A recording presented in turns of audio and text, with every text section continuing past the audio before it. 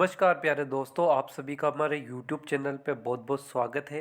आज हम पढ़ेंगे बेसिक इक्विपमेंट के बारे में, जो कि इलेक्ट्रिशियन ही नहीं बल्कि अन्य ट्रेड में भी काम में आते हैं और जिनकी जानकारी होना बहुत आवश्यक होता है। हमारे साथ वीडियो के अंत तक जुड़े रहे, जिसमें आपको हर एक औजार की एकदम बारीकी से और अच्छे डायग्राम से जानकारी दी जाएगी।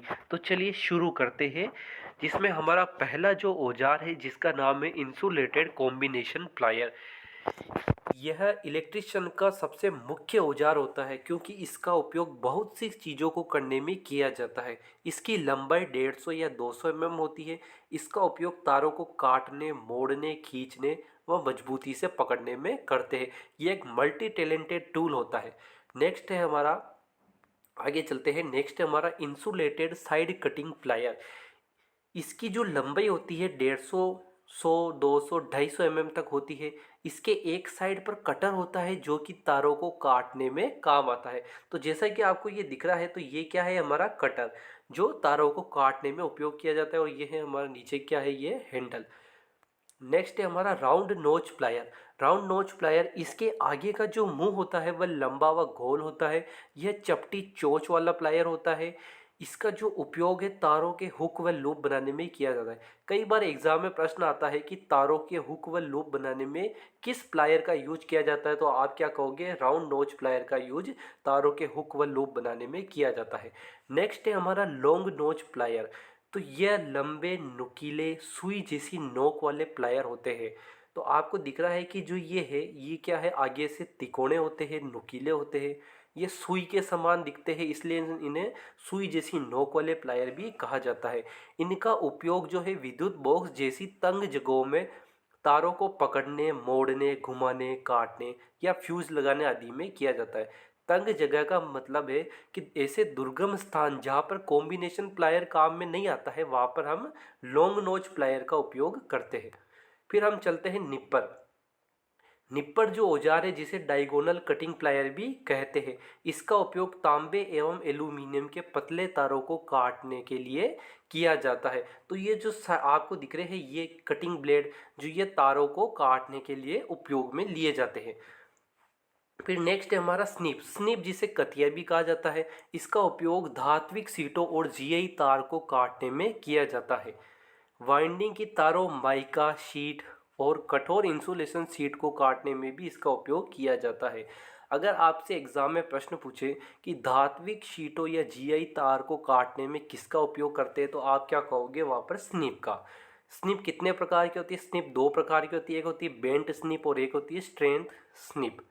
फिर नेक्स्ट आता है हमारा वायर स्ट्रीपर। वायर स्ट्रीपर ये हार्ड स्टील का बना होता है। इसका उपयोग मुख्यतः एल्यूमिनियम व तांबे की तारों का इंसुलेशन हटाने में किया जाता है। ये दो प्रकार के होते हैं, इस टाइप का भी मार्केट में अवेलेबल होता है और इस टाइप का भी मार्केट में अवेलेबल होता है, जो कि तारों का इंसुलेशन हटाने में प्रयोग किया जाता है। फिर नेक्स्ट है हमारा क्रिम्पिंग टूल। क्रिम्पिंग टूल ये हार्ड स्टील द्वारा टेम्परिंग करके बनाया जाता है। इसका उपयोग मुख्यतः एल्यूमिनियम व तांबे के केबल्स में थिम्बल लग को दबाने में किया जाता है। इससे भी एग्जाम में प्रश्न किया जाता है। प्रश्न तो ये बनेगा कि क्रिम्पिंग टूल कैसे बनाया जाता है, तो क्रिम्पिंग टूल हार्ड स्टील द्वारा टेम्परिंग करके बनाया जाता है। यहाँ पे इसके उपयोग से प्रश्न पूछे तो ये है कि एल्यूमिनियम व तांबे की केबल में थिम्बल या लग को दबाने में किया जाता है। अब आपके दिमाग में आ रहा होगा प्रश्न कि ये थिम्बल लग क्या होते हैं, तो ये देखिए आप, ये जो है हमारे, ये है लग। इन्हें लग कहा जाता है और इन्हें थिम्बल्स कहा जाता है। इनमें तारों को या केबलों को फंसाया जाता है और क्रिम्पिंग टूल के सहायता से इनको दबाया जाता है, ताकि हमारे तार एकदम जुड़े रहे। फिर नेक्स्ट चलते हैं हम सीजर के ऊपर। सीजर, इसका उपयोग मोटर की वाइंडिंग करते समय लेदराइड पेपर, धागा या इंसुलेशन शीट को काटने में किया जाता है। तो किसी भी चीज़ को काटना है मोटर वाइंडिंग के समय, पेपर हुआ, धागा हुआ या इंसुलेशन शीट्स हुई, तो उनको काटने में कैंची का उपयोग किया जाता है। फिर नेक्स्ट है इलेक्ट्रिशियन नाइफ। इलेक्ट्रिशियन नाइफ जिसे विद्युत कार का चाकू भी कहते हैं। इसका उपयोग केबलों के इंसुलेशन को हटाने तथा पृष्ठ को साफ करने में किया जाता है। ये इनके नाम है, तो इन नामों को आप देख सकते हो, स्क्रीनशॉट ले सकते हो। फिर आगे हम चलते हैं स्क्रू ड्राइवर। स्क्रू ड्राइवर जिसे पेचकस कहा जाता है। पेचकस की जो साइज है वो शेंक की लंबाई, टिप की मोटाई और रोड के व्यास द्वारा निर्धारित की जाती है। ये जो हमारा भाग है ये शेंक कहलाता है। ये आगे वाला जो भाग है ये टिप या ब्लेड कहलाता है, और ये क्या है हमारा हैंडल। तो अगर एग्जाम में प्रश्न बने कि पेचकस को जो निर्धारण किया जाता है वो कैसे किया जाता है, तो शेक की लंबाई, टिप की मोटाई और रोड के व्यास के द्वारा निर्धारित किया जाता है। इसका जो हैंडल लकड़ी का भी हो सकता है, प्लास्टिक या सेलुलोज एसीटेट का बना होता है। ये तीनों नाम आपको, जिसमें से ये नाम तो आपको बहुत ज़्यादा याद रखना है, सेलुलोज एसीटेट। इसका जो उपयोग है छोटे बड़े पेचों, जिन्हें स्क्रू कहा जाता है, को खोलने व कसने में किया जाता है। नेक्स्ट हम चलते हैं, ये बहुत सारे अलग अलग साइज के हमारे पास पेचकस अवेलेबल होते हैं मार्केट में। एक होता है ये double sided screw driver. Double sided screw driver का मतलब है कि ऐसा पेचकस जो दोनों तरफ से उपयोग में लिया जाता है। कई सारे हमारे स्क्रू होते हैं जो जो हमारे फोर कट टाइप के होते हैं और हमारे फ्लैट टाइप के होते हैं। तो उन दोनों प्रकार के स्क्रू को खोलने के लिए ये डबल साइडेड स्क्रू ड्राइवर का प्रयोग किया जाता है। फिर अगला है हमारा पोकर। पोकर यह लंबा व तेज औजार होता है। तो आपको दिख रहा है ये लंबाई में भी है और ये आगे से तिकोना होता है, तेज होता है, जो कि कार्बन स्टील का बना होता है। इसका जो उपयोग है लकड़ी की वस्तुओं में पेच लगाने के लिए, छेद बनाने में किया जाता है। जो लकड़ी की वस्तुएं होती हैं उनमें अगर हमें स्क्रू कसना होता है तो स्क्रू कसने के लिए उसमें इस पोकर की सहायता से सबसे पहले छेद किया जाता है ताकि उस पर स्क्रू कसा जा सके।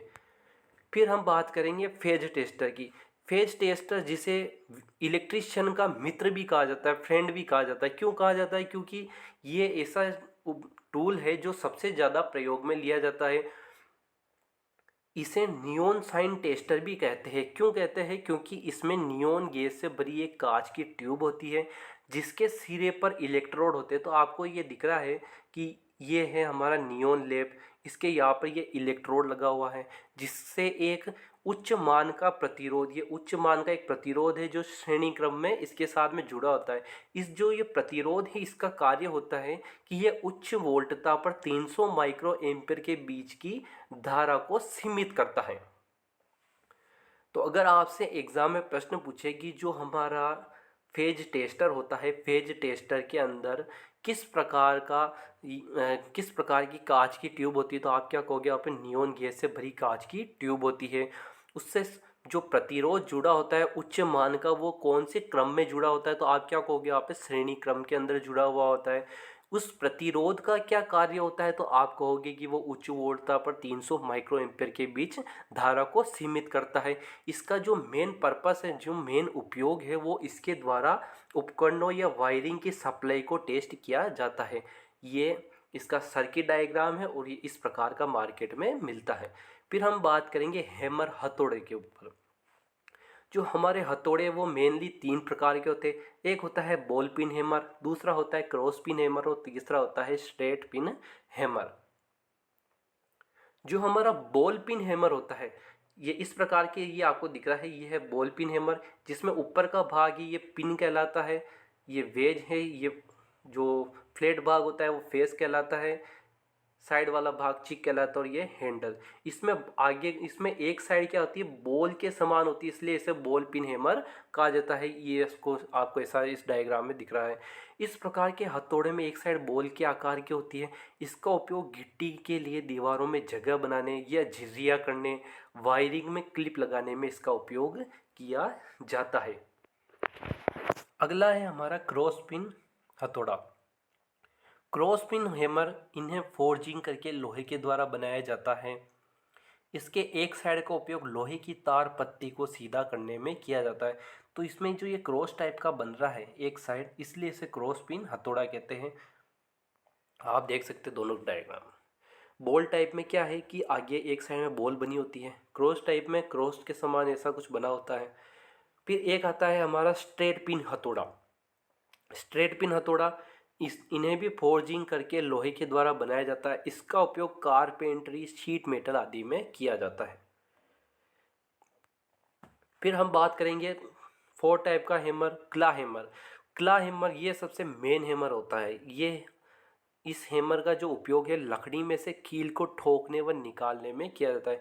ये सबसे मेन क्यों होता है, क्योंकि एग्जाम में इससे सबसे ज़्यादा क्वेश्चन पूछा जाता है कि लकड़ी में से कील को ठोकने अथवा निकालने में किस प्रकार के हैमर का उपयोग किया जाता है। तो आप क्या कहोगे, क्ला हैमर। फिर अगला है हमारा मेलट। मेलट ये एक लकड़ी का हथौड़ा होता है जिसका उपयोग कॉपर, एल्यूमीनियम के तारों अथवा चद्दर को सीधा करने में किया जाता है। इसी का उपयोग हम तारों एवं चद्दर को सीधा करने में क्यों करते हैं, बाकी जो हमने चार पढ़े हैं उनका क्यों नहीं करते, क्योंकि वो क्या होते हैं, लोहे के होते हैं, उनमें वजन ज़्यादा होता है, वह तारों अथवा चद्दर को और ज़्यादा नुकसान पहुंचा सकते हैं। जबकि ये जो हमारे ये लकड़ी के जो हथौड़े हैं इनका वजन क्या होता है, बेहद कम होता है, लोहे की अपेक्षा थोड़ा कम होता है। ये 500 से या 1000 ग्राम के बीच इनका वजन होता है, जो ये ज़्यादा नुकसान नहीं पहुंचाते, उनको सीधा कर देते आसानी से, इसलिए इनका उपयोग किया जाता है। फिर हम बात करेंगे हेक्सा फ्रेम। हेक्सा फ्रेम यह हार्ड कार्बन स्टील की बनी होती है जिसकी फ्रेम निकल लेमिनेटेड स्टील से बनाई जाती है। अगर आपसे क्वेश्चन बने कि जो हेक्सा फ्रेम होती है उसको किससे बनाया जाता है, उसकी जो फ्रेम होती है वह किस प्रकार की स्टील से बनाई जाती है, तो आप क्या कहोगे, निकल लेमिनेटेड स्टील से बनाई जाती है। इसका उपयोग किसमें किया जाता है, इसका उपयोग लोहे की वस्तुओं को काटने में किया जाता है। ये है हमारा विंग नट, और ये है ब्लेड जो अलग से फिक्स होती है, ये इसके साथ लगी नहीं होती है, इसको हमें अलग से फिक्स करना होता है। जो ये बोल्ट है, ये बोल्ट इसको नट को ढीला किया जाता है, फिर इसके अंदर इस ब्लेड को फंसाया जाता है ताकि ये एकदम टाइट फिक्स हो जाए। इसको इतना भी टाइट नहीं किया जाता है, अगर ज़्यादा टाइट हो जाती है तो ये क्या हो जाती है, बीच से टूट जाती है। तो इसको बिल्कुल आसानी से, बिल्कुल आराम से इसको चलाना चाहिए। फिर ये पिन है, जो पिन यहाँ पे एक बोल्ट टाइप का होता है जिसमें ये ब्लेड फंस जाती है। नेक्स्ट है हमारा टेनन सा। टेनन सा, इसके ब्लेड की चौड़ाई 100 mm तथा लंबाई 250 mm होती है। जो ये लंबाई है ये 250 mm होती है तथा ब्लेड की जो चौड़ाई है वो 100 mm होती है। प्रत्येक 25 mm में 12 से 15 दांते होते हैं। इसका उपयोग बेटन बोर्ड केसिंग केपिंग को काटने में किया जाता है। जो आपको ये ब्लेड दिख रही है, ब्लेड इस प्रकार की होती है जिसमें ये दांते होते हैं, ये तिकोने होते हैं। इससे एग्जाम में प्रश्न बनता है कि टेनन सा की ब्लेड को तिकोना करने में किस प्रकार की रेती का उपयोग किया जाता है। तो आप क्या आंसर लगाओगे, उसका त्रिभुजाकार रेती का उपयोग टेनन सा के ब्लेड को त्रिभुजाकार बनाने में किया जाता है, तिकोना करने में किया जाता है। फिर है हमारा नेक्स्ट वुड सा। वुड सा जिसके 25 mm में 6 से 8 दांते होते हैं। इसके दांतों का झुकाव हैंडल की तरफ होता है। इसका उपयोग लकड़ी काटने में किया जाता है। जो हेक्सा फ्रेम होती है, हेक्सा फ्रेम के द्वारा लोहे को काटा जाता है। टेनन सा के द्वारा बेटन बोर्ड या केसिंग केपिंग को काटा जाता है। और जो हमारा वुड सा है, वुड सा का उपयोग लकड़ी को काटने में किया जाता है। अब है नेक्स्ट है हमारी की होल सा। की होल सा जो आपको एक दिख रही है डायग्राम में, इस प्रकार की होल सा होती है।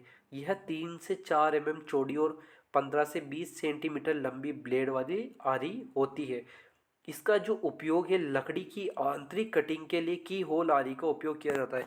एग्जाम में इससे प्रश्न बनता है कि लकड़ी की आंतरिक कटिंग के लिए किस प्रकार की आरी का उपयोग किया जाता है। तो आप वहां पर लगाओगे कि की होल आरी। फिर नेक्स्ट आती है हमारे फाइल्स। फाइल्स मतलब रेती। इतने प्रकार की हमारे रेती होती है, कई प्रकार की होती है, जिसमें ये है half round, square file, round file, flat file और ट्राइंगल फाइल। जिसमें और होती है एक ये single cut, double cut, रास्प cut और कर्व्ड कट। तो ये 9 प्रकार की एक और होती है जो हम आगे पढ़ेंगे। जो हमारी रेती है, रेती में ये होता है हमारा हैंडल, ये होता है स्टील हुप, ये होता है फेरुल, बोस्टर, टेंग, नेक, ब्लेड, कटिंग एज, और ये होता है हमारा बेवेल।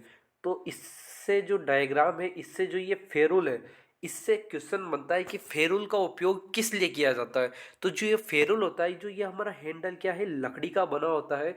ये लकड़ी का हैंडल क्या है कि फट ना जाए, तो उसको फटने से बचाने के लिए ये फेरुल लगाया जाता है जिससे लकड़ी का अपना हैंडल फटे ना। ये कटिंग ब्लेड है। फिर आगे चलते हैं रेतियों के प्रकार। जो हमारी रेतियाँ होती है वो कई प्रकार की होती है, जिसमें पहली होती है फ्लैट फाइल, जिसे समतल रेती कहते हैं। इसका जो उपयोग है समतल सतह को घिसकर सीधा और चिकना करने में इसका उपयोग किया जाता है। फिर सेकेंड है हमारी हैंड फाइल।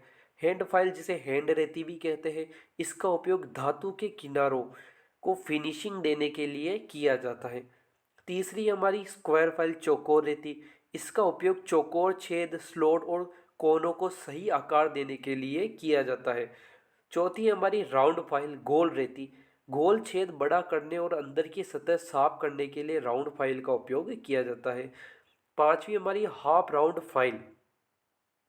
इसका उपयोग घुमावदार कर्व्ड और समतल दोनों सतह पर काम करने के लिए किया जाता है।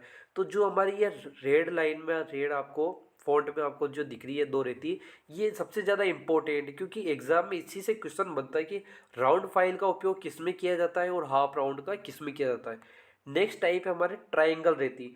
ट्राइंगल रेती त्रिकोणीय रेती, जिसका उपयोग किया जाता है वी आकार के स्लॉट, कोने और आरी के दांत तेज करने। आरी कौन सी हमारी टेनन सा, ठीक है। सातवीं हमारे नीडल फाइल। नीडल जो रेती होती है वो बिल्कुल गोलाकार होती है और सुई की नोक जैसी पतली होती है, ठीक है। फिर होती है हमारी बहुत बारीक और छोटे काम फाइन फिटिंग के लिए इसका उपयोग किया जाता है। आठवीं हमारी रास्प फाइल, रास्प कट रेती। इसका जो उपयोग है लकड़ी प्लास्टिक और मुलायम पदार्थों को घिसने के लिए किया जाता है। नवीं है हमारी मिल फाइल। मिल रेती धातु की सतह को तेजी से गिरने घिसने और ब्लेड को शार्प करने में इसका उपयोग किया जाता है। दसवीं है हमारी सेफ एज फाइल। तो यह भी इंपॉर्टेंट होती है, जहां एक किनारे को बिना काटे काम करना हो वहां पर सेफ एज फाइल का उपयोग किया जाता है। नेक्स्ट है हमारे स्पिनर सेट। स्पिनर जो सेट होते हैं वो दो टाइप के होते हैं, एक तो डबल एंडेड स्पिनर सेट, दोनों ही तरफ से खुले होते हैं, और एक होते हैं रिंग स्पिनर सेट, दोनों ही तरफ से रिंग आकार रिंग टाइप के होते हैं, ठीक है। ये अलग अलग साइज में अवेलेबल होते हैं। इनका उपयोग किस में किया जाता है, तो इनका उपयोग नट और बोल्ट को कसने अथवा खोलने में किया जाता है। नेक्स्ट है हमारा एडजस्टेबल रिंच। एडजस्टेबल रिंच यह इसका जो उपयोग है, इसका उपयोग तब किया जाता है जब नट और बोल्ट को कसने एवं खोलने के लिए उपर्युक्त स्पेनर उपलब्ध नहीं हो। मतलब जो हमारे ये स्पेनर सेट है, अगर इनमें से कोई सा भी स्पेनर हमारे नट या बोल्ट के लिए अवेलेबल नहीं है, हमारे पास उपस्थित नहीं है, तो हम इस एडजस्टेबल रिंच का उपयोग कर सकते हैं, जिससे नट और बोल्ट को आसानी से कसा अथवा खोला जा सके। नेक्स्ट आता है हमारे चीजल। चीजल जिसे छेनी कहते हैं। चीजल दो प्रकार की होती है, कोल्ड चीजल और एक होती है फर्मल चीजल। कोल्ड चीजल क्या होती है? कोल्ड चीजल इसे उच्च कार्बन स्टील से बनाया जाता है। चीजल का जो आकार है अष्टभुजाकार होता है, तो आपको ये दिख रही है, ये अष्टभुजाकार टाइप की होती है। दीवारों पर गिट्टियां लगाने तथा मोटर रिपेयर करते समय इसका उपयोग किया जाता है। नेक्स्ट आती है हमारी फर्मल चीजल। इसे होड़ चीजल या चोरसी भी कहा जाता है। इसका जो उपयोग है बेटन व केसिंग केपिंग में जोड़ तैयार करते समय किया जाता है। यदि आपको इससे क्वेश्चन बने कि कोल्ड चीजल होती है उसका आकार कैसा होता है, तो आप क्या कहोगे? अष्टभुजाकार। इसको किससे बनाया जाता है, तो इसको उच्च कार्बन स्टील से बनाया जाता है। फिर थर्मल चीजल से क्वेश्चन बने कि हॉट चीजल या चोरसी किसे कहा जाता है, तो थर्मल चीजल को चोरसी या हॉट चीजल कहा जाता है, ठीक है। फिर उसके बाद नेक्स्ट आती है मोटाई चीजल, मोटाई छेनी। ये भी इम्पोर्टेंट छेनी होती है। क्यों होती है? क्योंकि लकड़ी में आयताकार छेद करने के लिए मोटाई छेनी का उपयोग किया जाता है। जो ये छेनी है इसके द्वारा लकड़ी में आयताकार छेद आसानी से किया जा सकता है। एग्जाम में प्रश्न ऐसे ही पूछते हैं डायरेक्ट कि आयताकार छेद करने के लिए किस प्रकार की छेनी का उपयोग किया जाता है, तो आप क्या कहोगे? मोटाइज छेनी। नेक्स्ट है हमारा Rawal plug tool. Raul plug tool इस प्रकार का दिखता है, जिसमें पीछे का भाग टूल होल्डर कहलाता है और आगे का टूल बिट कहलाता है। इसका होल्डर माइल्ड स्टील, जो होल्डर होता है ये माइल्ड स्टील का बना होता है, और जो ये बिट है ये कार्बन स्टील का बना होता है। ये दोनों ही चीज़ें अलग अलग है, इसलिए ये एग्ज़ाम के पर्पज से इम्पोर्टेंट हो जाती है। इसका उपयोग पत्थर की दीवार में छेद करने में किया जाता है। नेक्स्ट है हमारा सेंटर पंच। सेंटर पंच इस प्रकार के अलग अलग साइज के अवेलेबल होते हैं। सेंटर पंच जिसमें ऊपर का जो भाग होता है त्रिकोणों से डॉट पंच कहा जाता है, पॉइंट कहा जाता है, ये वाले भाग को हेड कहा जाता है और बीच वाली भाग को क्या कहा जाता है, बॉडी। लोहे के जॉब पर ड्रिल करने अथवा अन्य उद्देश्य से मार्किंग करने के लिए इसके आगे के सिरे से निशान लगाया जाता है। कहने का मतलब ये है कि जो हमारा लोहे का जॉब होता है उस पर यदि हमें ड्रिल करना है तो हम बिना अंदाजे से ड्रिल कर देंगे तो वो हमारा गलत हो सकता है। तो सही करने के लिए हम क्या करेंगे, उस पर मार्किंग करेंगे।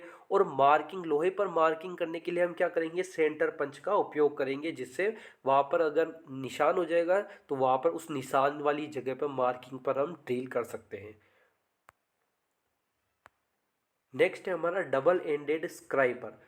स्क्राइबर डबल एंडेड मतलब इधर से भी ये तिकोना होता है और पीछे से भी क्या होता है, ये तिकोना होता है। एक single and plain ended scriber भी होता है जिसमें पीछे का भाग नहीं होता है, सिर्फ आगे का भाग ही होता है। इसके आगे का सिरा नुकीला होता है जिसके द्वारा सीट मेटल कार्य में जीआई सेट सीटों में स्क्रैच कर मार्किंग की जाती है। तो ये आगे का जो भाग है ये नुकीला होता है, ये नुकीला होता है। इसका उपयोग सीट मेटल कार्य में जीआई जो हमारी शीटें होती है उस पर स्क्रैच कर हम मार्किंग कर सकते हैं। जैसे लोहे के जॉब पर मार्किंग करने के लिए हम सेंटर पंच का उपयोग कर रहे हैं, उसी प्रकार जीआई सीट पर मार्किंग करने के लिए हम डबल एंडेड स्क्राइबर का उपयोग करते हैं। नेक्स्ट आता है हमारा pipe wrench. Conduit pipe GI pipe की फिटिंग में सॉकेट, एल्बो व अन्य सामग्री को खोलने व कसने के काम में आता है। जो हमारे कंड्यूट या जीआई पाइप होते हैं उनमें जो सॉकेट व एल्बो या अन्य सामग्री होती है उनको कई बार खोलना या कसना पड़ता है, तो उसे हम पाइप रिंच के द्वारा कस सकते हैं या खोल सकते हैं। इसकी साइज को कम ज़्यादा किया जा सकता है क्योंकि यहाँ पर जो ये नट दे रखा है इस नट को कम ज़्यादा खोलने से ये वाला जो भाग है मूवेबल जो, ये ऊपर नीचे की ओर खिसकता है। ये तो है हमारा फिक्स्ड जो, और ये है मूवेबल जो, ये ऊपर नीचे खिसकता है इस नट को घुमाने से, जिससे इसकी साइज को कम ज़्यादा किया जा सकता है। नेक्स्ट है हमारा पाइप कटर। इसका जो उपयोग है कंड्यूट पाइप जीआई पाइप को काटने में किया जाता है। इसकी साइज को भी कम ज़्यादा किया जा सकता है क्योंकि इसमें भी एक तो होता है हमारा फिक्स्ड जो और एक होता है मूवेबल जो। यदि जिस भी उपकरण में एक मूवेबल जो होता है और एक फिक्स्ड जो होता है तो उसकी साइज को कम ज़्यादा किया जा सकता है। ये इस प्रकार के टूल में स्क्रू दिया होता है, ये हैंडल होता है। इस हैंडल को क्या है कि घुमाने से ये ऊपर की ओर खिसकता है जिससे हम इसकी साइज को पाइप की इस मोटाई के आधार पर कम ज़्यादा खोल सकते हैं, जिससे उसे आसानी से काटा जा सके। क्योंकि इसमें एक फिक्स्ड व एक घूमने वाली जो होती है जो ये स्क्रू के द्वारा घूमती है। ये कटिंग ब्लेड होती है, इन कटिंग ब्लेड के द्वारा हम जीआई पाइप या कंड्यूट पाइप को काट सकते हैं। नेक्स्ट है हमारा मेजरिंग स्टील रूल। ये है मेजरिंग स्टील रूल जिसमें ये स्टील की पत्ती होती है जो इसकी लंबाई को बताती है। इसका जो उपयोग है वायरिंग इंस्टॉलेशन करते समय लंबाई व दूरी मापने में किया जाता है। जब हम वायरिंग करते हैं तो वायरिंग करते समय हमें लंबाई व दूरी को देखना होता है, तो वो लंबाई और दूरी को मेज़रमेंट कैसे करेंगे, उसको मेज़रमेंट करने के लिए ही इस मेजरिंग स्टील रूल का उपयोग किया जाता है। नेक्स्ट है हमारा स्टील स्केल। ये स्टील स्केल होता है, ये 15 सेमी तक का भी होता है और 30 सेमी तक का भी होता है, जिसमें एक तरफ तो क्या होती है नीचे की साइड या ऊपर की साइड इंच होती है और दूसरी तरफ क्या होती है सेंटीमीटर की मार्किंग होती है। इसका जो उपयोग है सीट मेटल व मोटर वाइंडिंग में लेदराइट पेपर पर मार्किंग करने में किया जाता है। नेक्स्ट है हमारा ट्राई स्क्वायर। इस प्रकार का होता है यह ट्राई स्क्वायर। इसका जो उपयोग है शीट मेटल व बेटन केसिंग केपिंग वायरिंग 90 डिग्री पर है या नहीं यह जानने में किया जाता है। जो हमारी शीट मेटल होती है, बेटन वायरिंग होती है या केसिंग केपिंग होती है, तो हम बेटन वायरिंग केसिंग केपिंग जब वायरिंग करते हैं तो हमें बहुत बार क्या होता है कि 90 डिग्री का एंगल हमें देखना होता है कि जो हमारे दोनों साइड के जो जोड़ है वो 90 डिग्री पर है या नहीं। तो उसको हम इस ट्राई स्क्वायर के द्वारा ज्ञात कर सकते हैं, जान सकते हैं। फिर उसके बाद में नेक्स्ट है प्लम बोब। प्लम बोब जिसे साहुल भी कहा जाता है। इलेक्ट्रिशियन इसका उपयोग वायरिंग करते समय ऊर्ध्वाधर लाइन को सही रखने के लिए किया जाता है। ये लोहे का इस प्रकार का होता है और ये ऊपर इसके रस्सी जुड़ी हुई होती है जो ऊर्ध्वाधर लाइन को सही रखने के लिए उपयोग में ली जाती है। नेक्स्ट है हमारा स्टैंडर्ड वायर गेज, जिसे SWG भी कहा जाता है। इस औजार का उपयोग तार का व्यास नापने में किया जाता है। SWG का मान जितना अधिक होता है तार का व्यास उतना ही कम होता है। जो ये लाल लाइन में आपको दिखा है ये आपके एग्जाम पर्पज से बहुत ही इंपॉर्टेंट लाइन है। क्यों है? क्योंकि एग्जाम में डायरेक्ट क्वेश्चन पूछते हैं कि SWG का मान जितना अधिक होता है तो तार का व्यास क्या होता है, तो आप क्या कहोगे? तार का व्यास कम होता है। SWG का मान व्युत्क्रमानुपाती तार का व्यास। नेक्स्ट हमारा माइक्रोमीटर। माइक्रोमीटर जिसे स्क्रू गेज भी कहा जाता है, इसका जो अल्पतमांक होता है वो 0.01 mm या 0.001 सेंटीमीटर तक होता है। मतलब हम कह सकते हैं कि 1 मिलीमीटर के 100वें भाग तक को भी हम माइक्रोमीटर के द्वारा माप सकते हैं। इसका जो उपयोग है किसी तार अथवा चद्दर की मोटाई को मापने में किया जाता है। नेक्स्ट है हमारा hand drill machine. Hand drill machine जिसमें ये आगे की ओर बिट लगा होता है, ये इसका हैंडल है। ये मूवेबल हैंडल होता है जो गोल घूमता है और ये होता है फिक्स्ड हैंडल। ठीक है। इसका जो उपयोग है मुख्यतः लकड़ी के बोर्ड, केसिंग, केपिंग अथवा सनमाइका, एल्यूमिनियम, प्लास्टिक, नरम लोहे की चद्दरों, पुर्जों आदि में छेद करने में किया जाता है। अगला है हमारा इलेक्ट्रिक ड्रिल मशीन। यह एक पोर्टेबल इलेक्ट्रिक ड्रिल मशीन होती है जिसे आसानी से इधर उधर ले जाया जा सकता है। इसके आगे ड्रिल बीट लगा होता है, यहाँ पर इस जगह पर ड्रिल बीट लगा होता है जो कि चक की, ये आपको ये जो गोल गोल आपको दिख रहा है भाग, यहाँ पर एक कीप लगाई जाती है जिसका नाम है चक्की। उस चक्की के द्वारा ही हम आगे ड्रिल बीट लगा सकते हैं। इसका जो उपयोग है वायरिंग करते समय दीवार अथवा ऊंचाई पर छेद करने में किया जाता है। इस प्रकार की ये होती है हमारी इलेक्ट्रिक ड्रिल मशीन, जिसमें यहाँ पे ये गोल है, यहाँ पर चक्की लगाई जाती है। ये होता है हमारा चक्की के द्वारा हम ड्रिल बिट को फिट करते हैं। वेंटिलेशन के लिए यहाँ पर ये छेद होते हैं। ये डायरेक्शन स्विच होता है, ऑपरेटिंग स्विच, वेरिएबल स्विच। इसके बाद में ये होता है लॉक बटन, ये है स्पीड ट्रिगर। जो हमारी ड्रिल मशीन होती है, ड्रिल मशीन में इस प्रकार के बिट लगते हैं। ये जो बिट है ये है taper shank bit. Taper shank bit, इसमें पीछे का भाग शेंक होता है, ये होती है लिप, ये होता है फ्लूट्स और ये होता है स्पूर। नेक्स्ट होती है हमारी pillar type drill machine. Pillar type drill machine एक स्थान पर फिट होती है जिसका उपयोग लोहे की जोब में छेद करने के लिए किया जाता है। इस प्रकार की जो ये है मशीन, ये है पिलर टाइप ड्रिल मशीन जो कि दीवार में एक जगह फिक्स होती है। इसको इधर उधर नहीं हिलाया जा सकता है।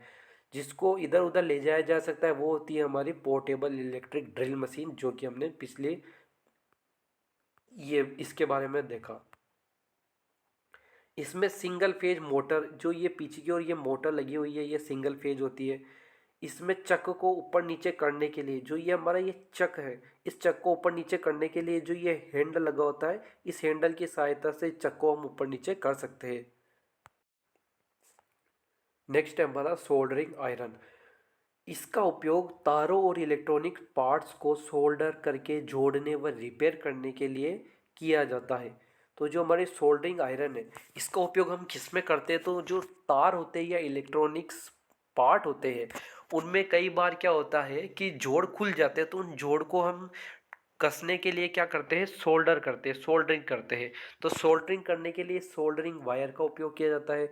इस वायर को इस सोल्डरिंग आयरन के द्वारा पिघलाया जाता है और ये फ्लक्स होता है जो सोल्डर को सुगमता से लगाने में कार्य करता है। नेक्स्ट है हमारा ब्लो लैंप। यह मिट्टी के तेल से चलने वाला एक तरह का स्टोव होता है जिसका उपयोग केबल जॉइंटिंग में जोड़ को गर्म करने एवं सोल्डर को पिघलाने में किया जाता है। यदि आपसे एग्जाम में प्रश्न पूछे कि ब्लो लैंप का उपयोग किस में किया जाता है, तो ब्लो लैंप का उपयोग केबल जॉइंटिंग में जोड़ को गर्म करने और सोल्डर को पिघलाने में किया जाता है। यह किससे चलता है? तो आप कहोगे ये मिट्टी के तेल से चलने वाला एक तरह का स्टोव होता है। नेक्स्ट है हमारा कॉपर बिट सोल्डरिंग आयरन। जिसमें ये आगे का भाग होता है ये कॉपर का होता है, कॉपर का बिट होता है। हल्के कार्य में सोल्डरिंग करने के लिए इसका उपयोग किया जाता है। इसका उपयोग करने के लिए इसे पहले किसी अंगीठी पर आगे के कॉपर बिट को गर्म किया जाता है। कहने का मतलब ये है कि ये कोई इलेक्ट्रिक टूल नहीं है, ये क्या है कि इसे मैनुअली गर्म किया जाता है। मतलब किसी अंगीठी का मतलब है कि इसे भट्टी में या किसी गर्म जगह में इसे गर्म किया जाता है, फिर इसके बाद इसको गर्म करके सोल्डरिंग की जाती है। नेक्स्ट है हमारा इनसाइड कैलीपर। जो ये हमारा टूल है ये इनसाइड कैलीपर है। किसी बेलनाकार पाइप अथवा जॉब के अंदर के डायमीटर को मापने के लिए इनसाइड कैलीपर का उपयोग किया जाता है।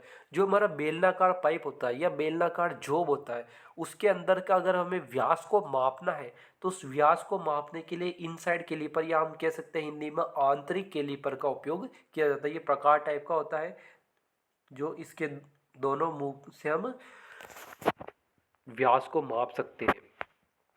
नेक्स्ट है हमारा आउटसाइड कैलीपर। इसमें दो भुजाएं होती हैं जिन्हें खोलकर बाहरी किसी जॉब की मार्किंग मापने में इसका उपयोग किया जाता है। कैलीपर तीन प्रकार के होते हैं, एक होता है इनसाइड, दूसरा आउटसाइड और तीसरा होता है जेनी कैलीपर। इनसाइड का तो कर रहे हैं हम व्यास को मापने में, बेलनाकार पाइप के व्यास को मापने में, आंतरिक व्यास को। आउटसाइड का कर रहे हैं जॉब की बाहरी मार्किंग करने में। ठीक है। नेक्स्ट होता है हमारा जेनी कैलीपर। शीट मेटल या वर्क पीस पर किनारे से समांतर रेखा खींचने के लिए इस प्रकार के जेनी कैलीपर का उपयोग किया जाता है। यदि एग्जाम में प्रश्न पूछे कि शीट मेटल या वर्क पीस पर किनारे से समांतर रेखा खींचने के लिए किस प्रकार की कैलीपर का यूज किया जाता है तो आप क्या कहोगे? Jenny calliper. अगला है हमारा ब्लोअर। तो ब्लोअर का उपयोग हवा को एक निश्चित दिशा में धकेलने, धूल हटाने, सुखाने या शीतलन, कूलिंग और वेंटिलेशन के लिए किया जाता है। यह है हमारा ब्लोअर। नेक्स्ट है हमारा पुली पुलर। यह माइल्ड स्टील का बना होता है जिसकी तीन टांगे होती है, आपको दिख रही है, एक ये, एक ये, एक ये, तीन हो गई। जिसकी तीनों टांगे क्या होती है? एडजस्टेबल होती है। एडजस्टेबल का मतलब है हम इसको एडजस्ट कर सकते हैं। तो ये आपको ये बोल्ट नजर आ रहा है, इन बोल्ट की सहायता से हम इनको कम ज़्यादा खोल सकते हैं, एडजस्ट कर सकते हैं। यह मशीन की शाफ्ट पर से पुलियों को आसानी से निकालने में मदद करता है। यदि क्वेश्चन बने कि मशीन की शाफ्ट पर से पुलियों को आसानी से निकालने में कौन मददगार होता है तो आप क्या कहोगे? पुली पुलर। सेम ऐसा ही होता है एक बियरिंग पुलर। बियरिंग पुलर, पुली पुलर में तीन टांगे होती है, बियरिंग पुलर में दो टांगे होती है। यह पुली पुलर के समान ही होता है। इसका जो प्रयोग है मुख्यतः मोटर, जनरेटर आदि की बेरिंग को शाफ्ट से उतारने में किया जाता है। कई बार क्या होता है कि मोटर, जनरेटर जो क्या होते हैं पुराने हो जाते हैं तो उनकी बेरिंग को निकालना बहुत मुश्किल हो जाता है। तो उनको बेरिंग को सॉफ्ट से निकालने के लिए, शाफ्ट से निकालने के लिए हम इस बेरिंग पुलर का उपयोग करते हैं जिसमें ऊपर की ओर ये स्क्रू लगे होते हैं। नेक्स्ट है हमारा टेस्ट लैंप। इसका उपयोग इलेक्ट्रिशियन फेज, न्यूट्रल तथा अर्थ के तारों की पहचान करने में करता है जिससे दोषपूर्ण भाग की आसानी से पहचान की जा सकती है। तो जो हमारा टेस्ट लैंप है ये फेज, न्यूट्रल और अर्थ तीनों की पहचान कर सकता है जिसके द्वारा हम ये पता कर सकते हैं कि दोषपूर्ण भाग कौन सा है। अगला है हमारा जिमलेट। जिमलेट यह लकड़ी से बनी मोटी वस्तुओं में 3 mm से ज़्यादा व्यास का छिद्र करने में उपयोग किया जाता है। ये इस प्रकार का होता है जिमलेट, जिसमें आगे का ये भाग स्क्रू टाइप का है जो कि 3 mm से ज़्यादा व्यास का छिद्र करने में उपयोग में लिया जाता है। अगला है हमारा रेचेट ब्रेस। इस औजार का उपयोग लकड़ी में भिन्न भिन्न व्यास के छिद्र करने में किया जाता है जो कि इस चक में भिन्न भिन्न नाप के बिट लगाने से होता है। यदि हमें अलग अलग व्यास के छिद्र करने हैं तो जो ये हमारा रेचेट ब्रेस है जिसमें ये आगे का भाग है, इसमें इसमें भिन्न भिन्न टाइप के हम बिट लगा सकते हैं। जैसा बिट लगाएंगे उसी प्रकार का छेद हो सकता है। ठीक है। नेक्स्ट है हमारा स्टोक एंड डाई सेट। इसका जो उपयोग है कंड्यूट पाइप तथा जीआई पाइप में अंदर और बाहर की चूड़ियाँ डालने में किया जाता है।